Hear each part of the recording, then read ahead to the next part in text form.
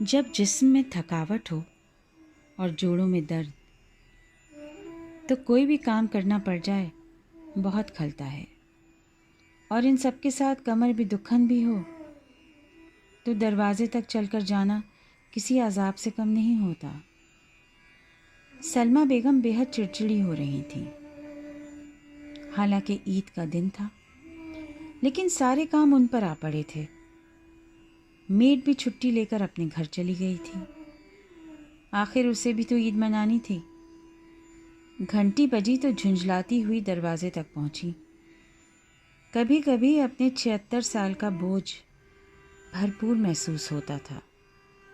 شوہر کے گزر جانے کے بعد بالکل اکیلی پڑ گئی تھیں۔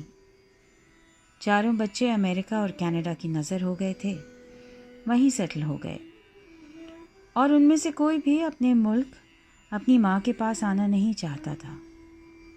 بچوں اور ناتی پوتوں سے اسکائپ پر بات چیت ہو جاتی، لیکن اس میں بہت ادھورا پن محسوس ہوتا۔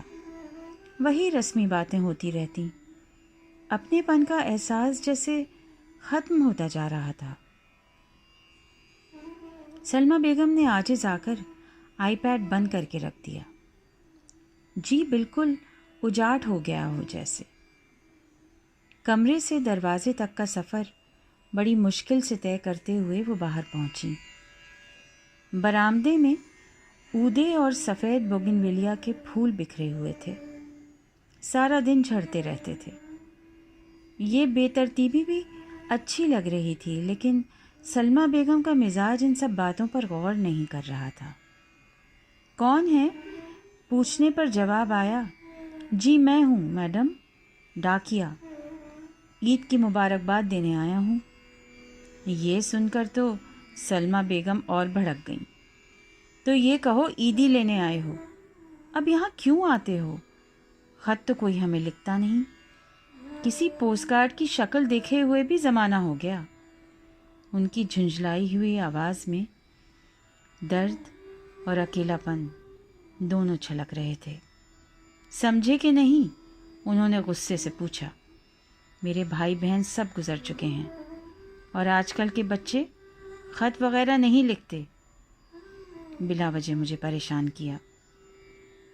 ڈاکیا بیچارہ چپ چاپ ان کی ڈانٹ سنتا رہا۔ شرما جی سالوں سے اس محلے میں ڈاک لے کر آیا کرتے تھے۔ تب شمشاد صاحب حیات تھے، اور ان کی بیٹی کی شادی بھی نہیں ہوئی تھی۔ گھر میں گہما گہمی رہتی تھی۔ ایک وہ دور بھی تھا۔ شرما جی نے بڑی انکساری سے بتایا کہ وہ ریٹائر ہو رہے ہیں، اور آج ان کے کام کا آخری دن ہے۔ بس اسی لیے ان کا دل چاہا کہ وہ ایک بار سب سے ملائیں۔ یہ سن کر سلمہ بیگم بے حد شرمندہ ہوئیں اور دکھی بھی۔ انہیں یاد آنے لگے وہ بیتے ہوئے دن جب ان کے گھر میں رونق ہوا کرتی تھی۔ شرما جی جب بھی ڈاک لے کر آتے، شمشاد صاحب سے ان کی گفتگو رہتی، خاص طور پہ عید پر تو سلام دعا ضرور ہوتی۔ انہوں نے افسوس ظاہر کرتے ہوئے شرما جی کو رکنے کے لیے کہا، سوئیاں تو کھاتے جائیے، عید کا دن ہے۔ چاہے دنیا کتنی بھی بدل جائے، لیکن رسم و رواج، روایتیں تو نہیں بدلتی۔ آپ کا اور ہمارا بہت پرانا رشتہ ہے شرما جی۔ شمشاد صاحب اپنے جرنلز اور خط وغیرہ کا کتنی شدت سے انتظار کیا کرتے تھے۔ مجھے بھی اپنے پیاروں کے خطوں کا انتظار رہتا۔ روشنائی اور کاغذ کا ملا جلا خزانہ لایا کرتے تھے آپ۔ الفاظ کو احساس کا جامہ پہناتے تھے وہ خط۔ کئی کئی بار پڑھا کرتی، پھر احتیاط سے رکھ دیا کرتی کسی قیمتی زیور کی طرح۔ سب کچھ ہی تو ختم ہو گیا۔ یہ کہتے ہوئے وہ اندر گئیں اور باورچی خانے سے مٹھائی اور سوئیاں لائیں، اور اپنے ہاتھوں سے چائے بھی بنائی۔ وہیں برآمدے میں بوگنویلیا کے جھڑتے ہوئے پھولوں کے قالین کے ساتھ انہوں نے شرما جی کو بٹھوایا اور ان کی خاطر تواضع کرتے ہوئے باتیں کرنے لگیں۔ پرانے قصے، یادیں سب جیسے امڑ کر سامنے آ گئی ہوں۔ درد تو جیسے بھول ہی گئی ہوں۔